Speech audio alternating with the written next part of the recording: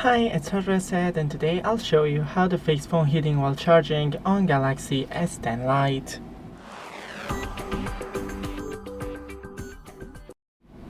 First, it is completely normal for your phone to heat while charging, especially while using the fast charging. To minimize that, first you can close all the background apps and disable the fast charging in Settings, then Battery,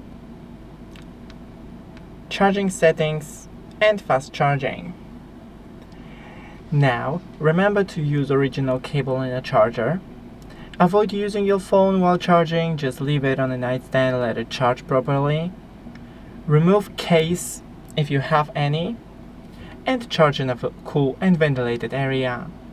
Thanks for watching, don't forget to leave a like and see you in the next one.